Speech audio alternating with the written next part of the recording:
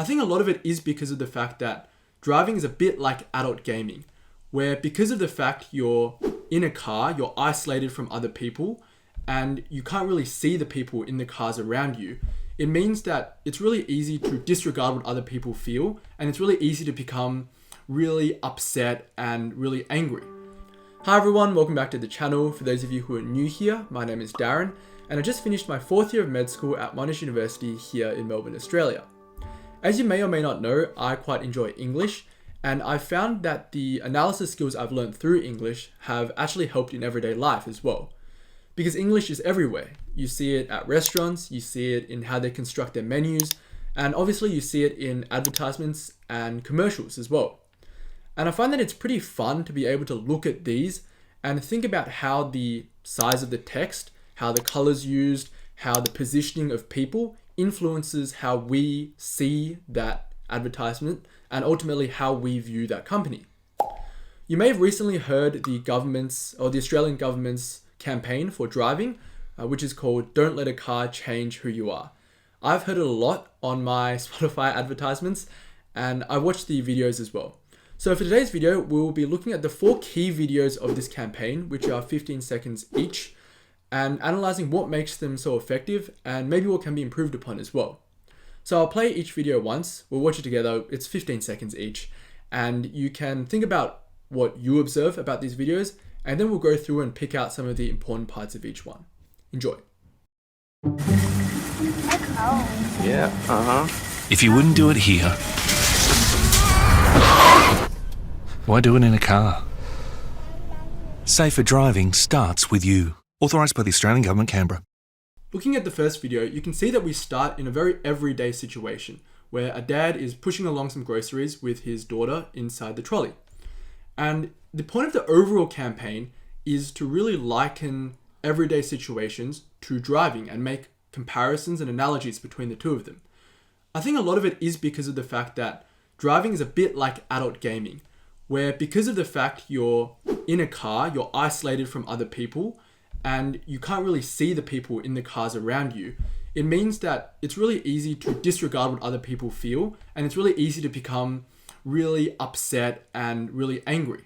And so a lot of the campaign, a lot of the videos you'll see are aimed towards trying to make that not the case. So trying, when you're driving, to think about, what if this happened in an everyday situation? Would I still act the same? And it's trying to deter people from acting in the way they do on the streets. So as you can see here, a very normal situation. They've taken effort to make it normal. You're in a normal street, you see people around, you see cars in the background. Bringing groceries is a very normal task as well. And it's interesting they've decided to have the daughter or the little girl inside the trolley because it kind of reflects how in a car, usually you will have passengers as well. You'll also notice the music at the start of these videos.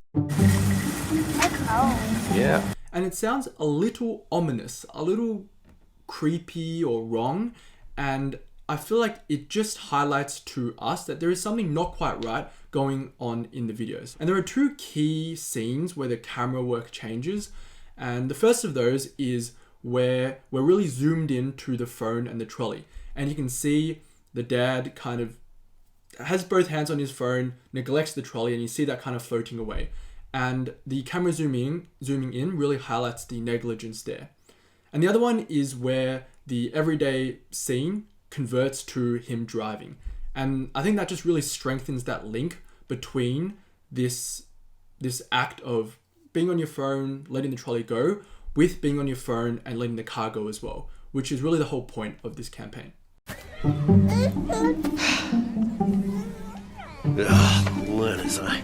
If you wouldn't do it here, why do it in a car?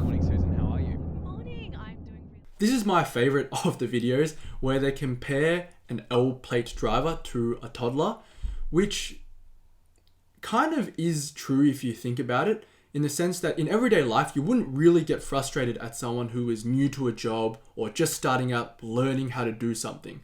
But in driving, that is often the case. People will mistreat L-platers, get frustrated, curse them, even though everyone was an L-plater and they are just starting. So that link is quite nice, but also quite funny when you watch the video. And in the video, you see that there are a lot of similarities with the earlier one. So you have that ominous music. You you have that everyday scene which turns into a link to driving. But here I'd also like to draw your attention to the rhetorical question at the start of the video, which is, would you get frustrated walking behind a toddler? And I think in writing makes you kind of dwell upon it a bit more rather than if someone said it out loud. We can also talk about the slogan as well, don't let a car change who you are. It's a very memorable phrase. I probably listened to the advertisement once or twice in the car, and then it kind of stuck in my head and I went searching for it pretty easily.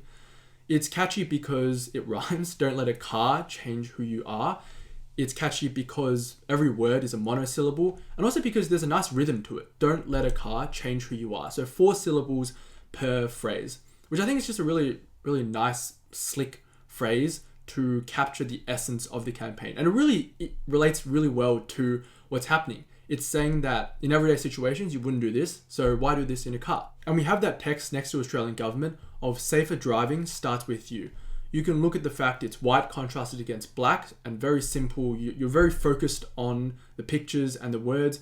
You can look at the bold, the capital letters, and the fact that the sentence, once again, is really short and simple and puts the responsibility on the person watching the video.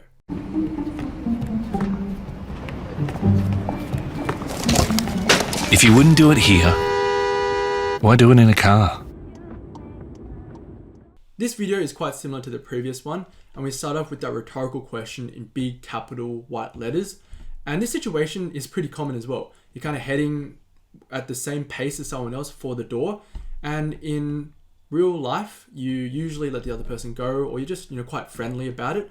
But in driving, that's not the case. And this illustrates how absurd that is. And you see one lady just charge past the other and knock over all her coffee without any regard. She just goes straight forwards, looking forwards. And I think it's interesting that they have close-ups of the driver. So once again, you see that transition from everyday situation to driving, and they have a close-up of the driver's expression. You can have a look at the other videos and consider it. But here you can kind of see the lady looks a little bit guilty. Like she kind of knows she's done something wrong, which is probably how most people feel, even when driving. But then you might shrug it off because of the fact you're in a car. And that's what this video is urging you not to do. To realize that it is the same as rushing past someone on the street.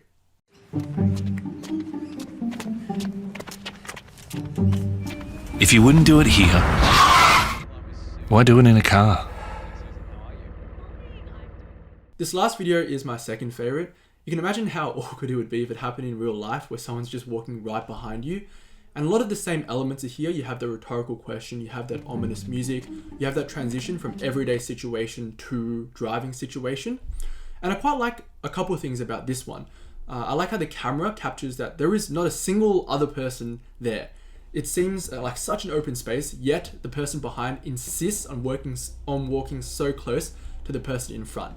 And I also really like how when the camera zooms in, you capture that little moment where the guy behind sort of falls back a little bit and then he pushes even closer.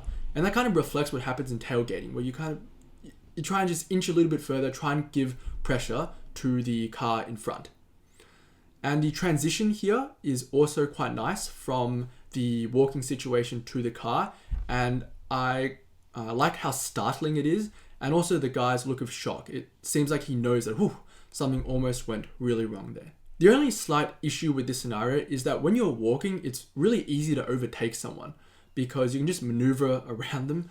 Whereas in driving, that's not the case because you have to change lanes, watch out for cars around you, and it's much more clumsy to overtake someone. So the comparison there is not as strong. Overall, I quite like the videos that the Australian government has put together, both because they're structured nicely, so they're well put together. Each video is pretty similar in its layout, but then they change the everyday situation that's used.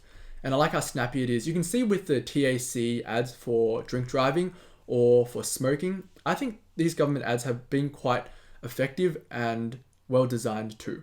But I also do think that if people just treated driving as everyday life, if you thought about, instead of cars, these were actual people around me, would I act the same? If my younger cousin was driving this car that was an L plate, would I act the same? I feel like that would help resolve a lot of the issues and anger that can come with driving. Thank you guys for tuning in to today's video. I hope you've enjoyed it and found it helpful. If you've seen any images or videos or campaigns or advertisements that have caught your eye, please drop them in the comments below. I'd be interested to look at them and maybe talk about them in a future video. Otherwise, enjoy your weeks, and I look forward to seeing you all next time.